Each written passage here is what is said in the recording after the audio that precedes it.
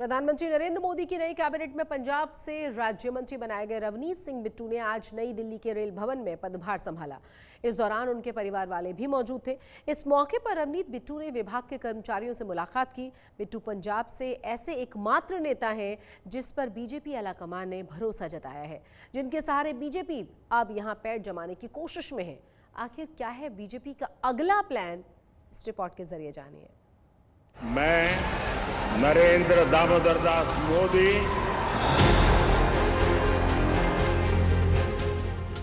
केंद्र में एक बार फिर एनडीए की मोदी सरकार का गठन हो गया है। मंत्रियों को मंत्रालय भी दे दिए गए हैं। मंत्रिमंडल का हिस्सा बनने वाले सांसदों में रवनीत सिंह बिट्टू का भी नाम है। directly or indirectly communicate or reveal to any person or persons जो पंजाब से सिख चेहरे के रूप में मोदी सरकार का हिस्सा बने हैं। लोकसभा चुनाव में भले ही बिट्टू लुधियाना से चुनाव हार गए हों, लेकिन उनको केंद्रीय राज्य मंत्री बनाया गया है। उन्हें खाद्य प्रसंस्करण, उद्योग मंत्रालय और रेल मंत्रालय में राज्य मंत्री भी बनाया गया है। जिसके बाद मोदी की नई कैबिनेट में राज्य मंत्री चुने गए रवनीत सिंह बिट्टू ने दिल्ली के रेल भवन में पदभार संभाला। इस दौरान बिट्टू के परिवार वालों के साथ रेलवे के तमाम अधिकारी भी मौजूद रहे। रवनीत बिट्टू ने विभाग के कर्मचारियों से मुलाकात कर रेलवे को बढ़ावा देने के लिए हर संभव प्रयास का आश्वासन दिया। सबसे पहले एमओएस रेलवेज का मैं ऑफिस और पदभार संभाल रहा हूं। मैं इसके लिए देश के प्रधानमंत्री श्री नरेंद्र मोदी जी, हमारे होम मिनिस्टर साहब श्री अमित शाह जी, हमारे पार्टी प्रेसिडेंट भी और मंत्री श्री नड्डा साहब और खास तौर पे हमारे रेलवे मिनिस्टर अश्विनी वैष्णव जी, उनका मैं जहां थैंक्स करता हूं, आभार व्यक्त करता हूं। और खास तौर पे हमारी रेलवे चेयरमैन, मेंबर साहबान, हमारे डीजी रेलवेज और सारी ऑफिसर साहबान की टीम, जिन्होंने ये जिम्मेवारी सबके साथ बैठ के ही निभानी है। बिट्टू पंजाब से ऐसे एकमात्र नेता हैं जिस पर बीजेपी आलाकमान ने भरोसा जताया है, क्योंकि लोकसभा चुनाव में पंजाब ही एकमात्र ऐसा राज्य है जहां से बीजेपी को एक भी सीट नहीं मिली है। रवनीत बिट्टू पंजाब के पूर्व मुख्यमंत्री बेअंत सिंह के पोते हैं। बिट्टू 3 बार कांग्रेस पार्टी से सांसद रह चुके हैं। बिट्टू पहली बार साल 2009 में श्री आनंदपुर साहिब से सांसद बने थे। इसके बाद साल 2014 और साल 2019 में लुधियाना संसदीय सीट पर कांग्रेस के सांसद रहे। इस बार हुए लोकसभा चुनाव से पहले बिट्टू कांग्रेस का साथ छोड़कर बीजेपी का दामन थाम लिया था और लुधियाना से चुनाव लड़े, लेकिन बिट्टू कांग्रेस के प्रधान अमरिंदर सिंह राजावड़िंग से 20,000 से अधिक वोटों से हार गए। लेकिन रवनीत सिंह बिट्टू के चुनाव हारने के बावजूद उन्हें मंत्री बनाकर बीजेपी ने बड़ा दांव खेला है। 2027 में पंजाब में विधानसभा चुनाव होने हैं और बिट्टू ही एकमात्र ऐसे नेता हैं जो खालिस्तानी विचारधारा के खिलाफ खुलकर बोलते हैं। ऐसे में बीजेपी ने रवनीत सिंह बिट्टू के सहारे पंजाब का रोड मैप तैयार किया है। 2024 के लोकसभा चुनाव में बीजेपी पंजाब में कुछ खास नहीं कर पाई। हालांकि बीजेपी पिछले कई सालों से यहां पैर जमाने की कोशिश जरूर कर रही है, लेकिन ऐसा कर पाना बेहद मुश्किल है। फिलहाल बीजेपी बिट्टू के सहारे सिख वोट बैंक को साधने की जुगत में लगी है। अब रवनीत सिंह बिट्टू बीजेपी की उम्मीदों पर कितना खरा उतरते हैं, ये देखना काफी दिलचस्प होगा। आज तक ब्यूरो। पंजाब के कांग्रेस का प्रदर्शन इस बार भी काफी अच्छा रहा है और वहां बीजेपी को यहां एक भी सीट नहीं मिली। हालांकि मोदी सरकार ने रवनीत सिंह बिट्टू को हार के बावजूद भी मंत्री बनाया है। ऐसे में बिट्टू को मंत्री बनाए जाने पर कांग्रेस ने बीजेपी पर किया है कटाक्ष। कांग्रेस नेता प्रताप सिंह बाजवा ने रवनीत बिट्टू को रिजेक्टेड माल तक कह डाला है।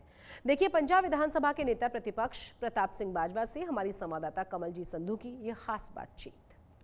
कांग्रेस की बेहतरीन प्रदर्शन के साथ इस वक्त हमारे साथ है प्रताप सिंह बाजवा। सर, पंजाब में किस तरह की प्लानिंग है? रवनीत बिट्टू ने इस वक्त बोल दिया है कि ये जो प्रदर्शन है उसके बाद 2027 की तैयारी शुरू है, लेकिन कांग्रेस को जिस तरह से नंबर्स आए हैं, आपकी आगे की क्या तैयारी है? सबसे पहले तो मैं इस बात से हैरान हूं कि मोदी साहब ने अभी तक भी पंजाब का सेंटीमेंट नहीं समझा। आपको याद होगा सबसे पहले अरुण जेटली कांग्रेस के कैंडिडेट के खिलाफ खड़े हुए, पंजाब ने उनको रिजेक्ट किया, इन्होंने फिर उनको मिनिस्टर कैबिनेट का बना दिया। पिछली दफ़ा आए इनके हरदीप सिंह पुरी साहब, उनको रिजेक्ट किया, हमारे कैंडिडेट ने हराया, उसको मिनिस्टर बना दिया। अब ये बिट्टू को 10 दिन पहले ताज़ा हार मिली है लुधियाना से, अब इसको मिनिस्टर ले लिया। तो सबसे पहले तैयारी क्या है इसकी बिट्टू की? हमने एक भी सीट बीजेपी का खाता भी नहीं खोलने दी। नॉर्थ इंडिया में अकेला एक ऐसा सूबा पंजाब है जिसमें इनका खाता भी नहीं खोला। तैयारी इनकी कौन सी बात की है? तैयारी तो अब इस बात की करें कि इनको जो वोट इस दफ़ा मिली है वो मिली है एक मंदिर के नाम पर, एक धर्म के नाम पर। अगली दफ़ा तो वो भी नहीं मिलेगी। काट की हड्डी कहते हैं वो एक दफ़ा ही चढ़ती है, 2 दफ़ा नहीं। तो इसलिए इनकी वोट जो है 18% मिली है। मैं श्योर हूँ कि अगली असेंबली पोल्स में ये 10 से ऊपर नहीं जाएंगे। और 8% ये वोट मेजॉरिटी कांग्रेस का वोट ही था। जो सिटीज़ में इनका प्रदर्शन तो सिटीज़ तक ही रहा है, गाँव में तो किसी ने इनको एंटर भी नहीं करने दिया। तो इसलिए सर, हार के बावजूद जिस तरह से आप बोल रहे हैं कि सीट दी गई, लेकिन इसमें और भी लोग थे, जैसे कैप्टन अमरिंदर है, उनका परिवार है, परनीत है, तो आप तरनजीत संधू की बात करें तो आपको क्या लगता है कि क्या समीकरण बने जिस वजह से रवनीत बिट्टू को दिया गया? समीकरण तो ये बने हैं कि बेसिकली इनको एक सरदार चाहिए जो दस्तार उसके सर पर हो, मगर बात करे सिख के इंटरेस्ट के खिलाफ, पंजाब के इंटरेस्ट के खिलाफ। रवनीत सिंह बिट्टू से बेहतर वकील कौन मिल सकता है? इसका चेहरा एंटी सिख रहा है, इसका चेहरा एंटी पंजाब रहा है, और ये कह रहा है कि मैं अब रेड कार्पेट दिलाऊंगा मोदी से। रेड कार्पेट तो 2 महीने पहले हमारे किसानों को हरियाणा के बॉर्डर पर मिला। 3-3 इंच के कील लगा दिए गए। एक हमारा नौजवान 21 साल का शहीद कर दिया गया। 400 हरियाणा पुलिस ने गोलियां मारी, हमारे किसान फट्टड़ पड़े हैं। ये रेड कार्पेट वेलकम है जो ये आप मानते नहीं कि ये गुड न्यूज है पंजाब के लिए? 2 MOS की incharge food processing. Good news तो तब होगी अगर इसमें से कुछ निकलेगा।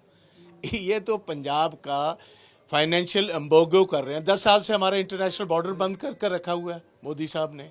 कोई एक फैक्ट्री, हमारी पहचान क्या? जय जवान और जय किसान। आर्मी की भर्ती रोक दी, किसानों को दिया कुछ नहीं। ये रेड कार्पेट तो रवनीत बिट्टू के लिए होगा, पंजाब की किसानी के लिए और पंजाब के लिए कोई अच्छा साइन नहीं।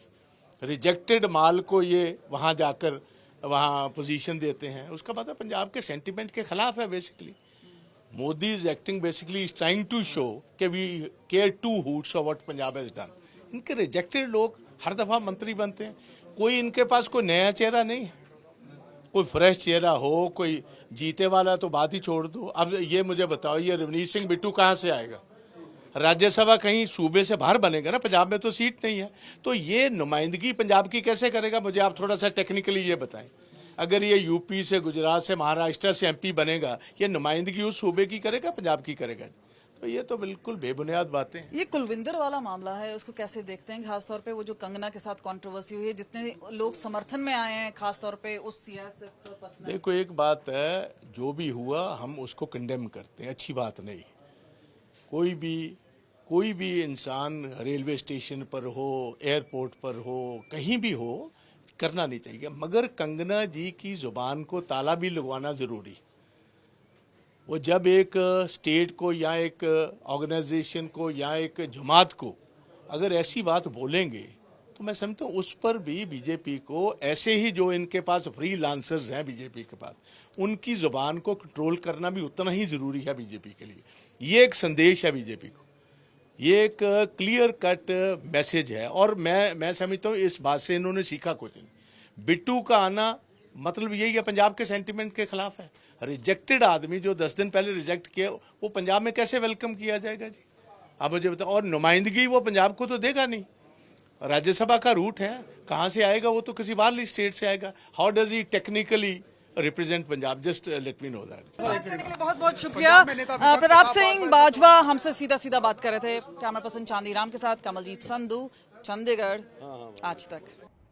चंडीगढ़ की रहने वाली 6 महीने की इबादत कौर स्पाइनल मस्कुलर एस्ट्रोफी नाम की एक बीमारी से जूझ रही हैं। 6 महीने की मासूम बच्ची एक इंजेक्शन मात्र से ठीक हो सकती हैं, लेकिन इस इंजेक्शन की कीमत है करीब 15 करोड़ रुपए। इतने रुपयों का बंदोबस्त कर पाना परिवार के लिए नामुमकिन है। पेरेंट्स ने इबादत को बचाने के लिए अपनी सारी जायदाद दांव पर लगा दी है और मासूम का परिवार उसे बचाने के लिए सरकार से भी मदद की गुहार लगा रहा है।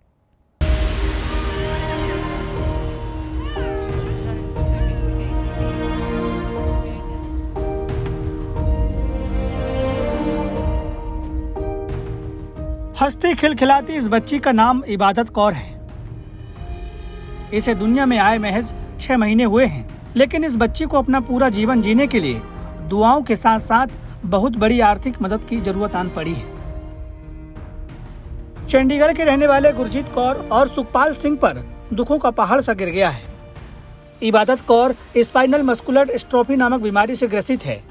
ये एक गंभीर जन्मजात बीमारी है जिसका इलाज तो मुमकिन है लेकिन आसान बिल्कुल भी नहीं है।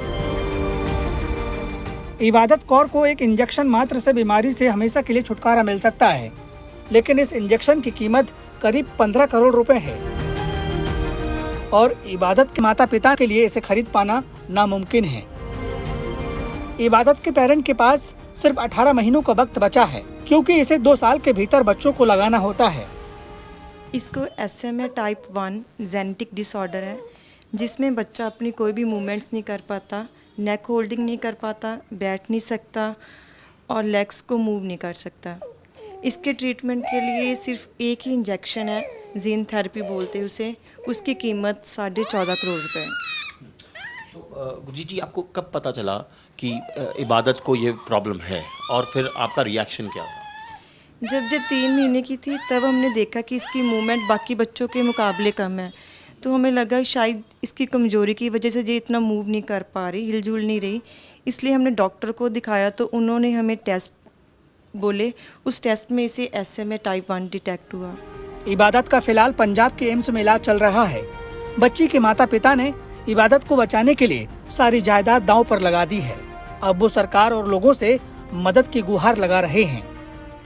जितनी भी पूंजी है उसको सारे को बेच के भी इतने पैसे नहीं इकट्ठे कर सकता, तो इसलिए बहुत मुश्किल भरा समा था जब हमको ये बताया डॉक्टर ने कि इतने का इंजेक्शन लगेगा तभी ये बच सकती है नन्ही का, कि हमारी बच्ची की जान बचाने के लिए वो से ज़्यादा डोनेट करें, शेयर करें इसको।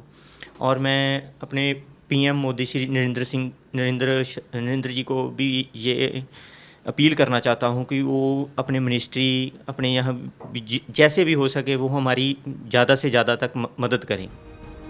इस नन्ही सी परी को देखकर हर किसी का मन पसीज जाता है।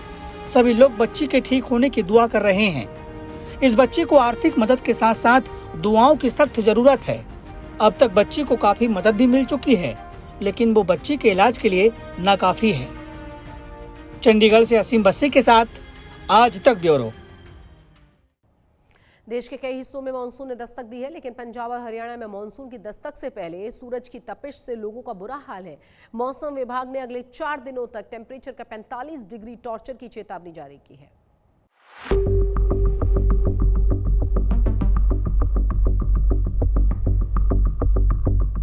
पंजाब में आसमान से बरस रही है आग। अभी नहीं मिलेगी भीषण गर्मी से निजात। पंजाब में टेम्परेचर का 45 डिग्री टॉर्चर। देश के कई हिस्सों में मानसून ने दस्तक दे दी है, लेकिन पंजाब और हरियाणा में मानसून की दस्तक से पहले सूरज की तपिश से लोगों का बुरा हाल है। पंजाब में कुछ दिनों की राहत के बाद एक बार फिर गर्मी झुलसाने लगी है। कई जिलों में तापमान 45 डिग्री के करीब पहुंच गया है। इस बीच मौसम विभाग ने 15 जून तक पंजाब में लू की चेतावनी जारी की है। इस दौरान कई इलाकों में दिन का पारा 45 डिग्री के पार पहुंचने का अनुमान है। IMD के मुताबिक इस पूरे हफ्ते पंजाब का अधिकतम तापमान 44 से 45 डिग्री सेल्सियस के आसपास रह सकता है और न्यूनतम तापमान 30 से 31 डिग्री सेल्सियस के बीच रहने का अनुमान है।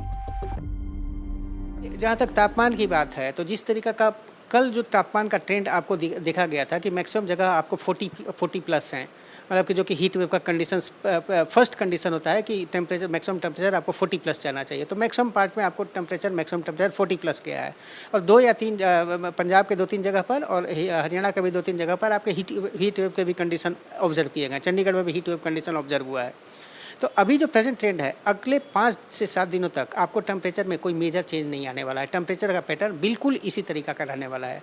हाँ, इतना जरूर है कि 14-15 को जो हमें बारिश से एक्सपेक्ट कर रहे हैं कुछ पार्ट में, तो थोड़ी सी मतलब कि 1-8 डिग्री आपको डाउन हो सकता है, लेकिन टेम्परेचर में कोई आपको मेजर चेंज नहीं आने वाला है। तो चिलचिलाती गर्मी अभी जारी रहेगी।